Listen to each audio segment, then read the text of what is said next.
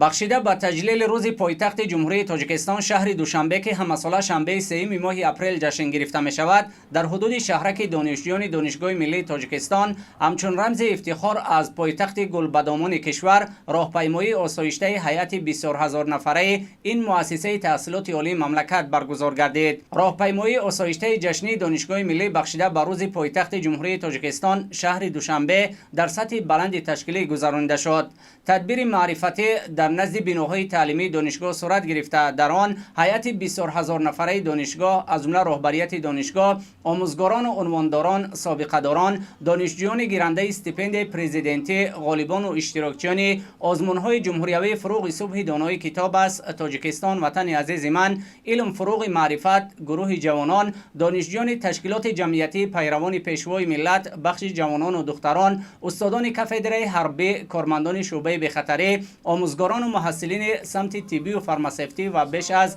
100 ورزشگر اشتراک داشتند. در جمهوری تاجیکستان با مقصد تحکیم حقوقی بخشیدن به مقام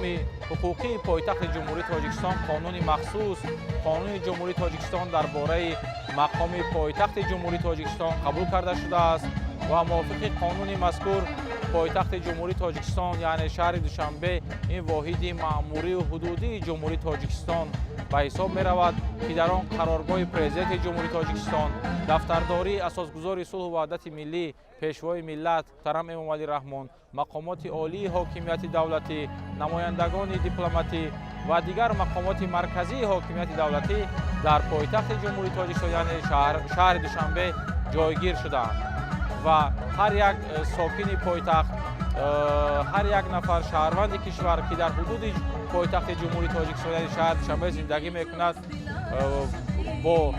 آبادکاری هایی که در شهر ما یعنی در پایتخت کشور شده ایستادند افتخار میکنند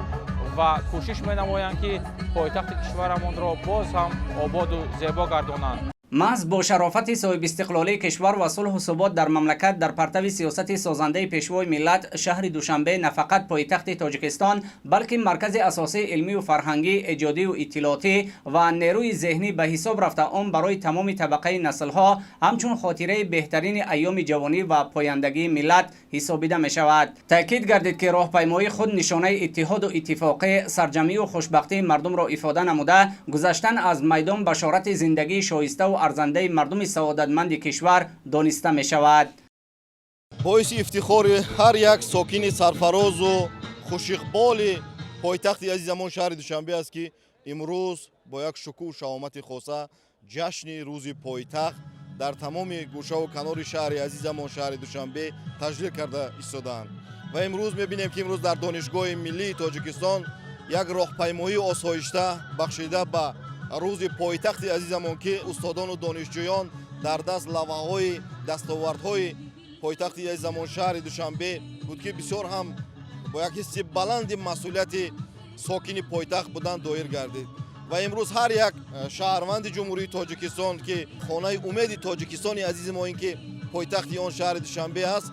با یک امید خاصه با یک حسی بلندی وطن دوستی افتخار از آن میکند که امروز ما همچون صاحب استقلال همچون یک نفرانی که واقعا استقلالیت داریم، دولت داریم و ما میبالیم که امروز ما با افتخار روز پایتخت عزیزمان شهر دوشنبه رو جشن میگیریم.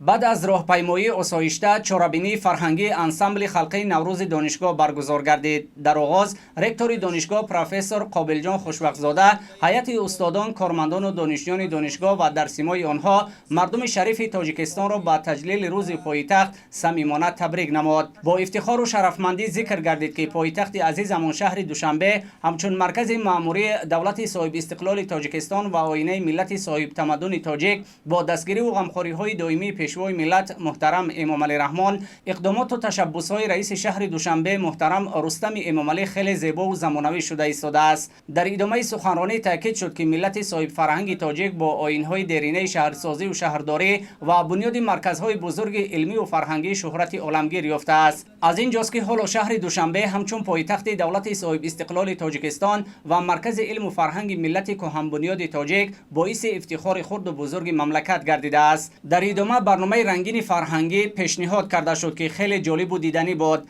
дар барномаи фарҳангӣ дар баробари ҳунармандони ансамбли наврӯзи донишгоҳ инчунин сарояндагони шинохтаи ҷумҳурӣ иштирок ва ҳунарнамоӣ намуданд. суруду таронаҳои ин қисмати чорабинӣ низ фарогири зебоиҳои шаҳри дилораи Душанбе буд.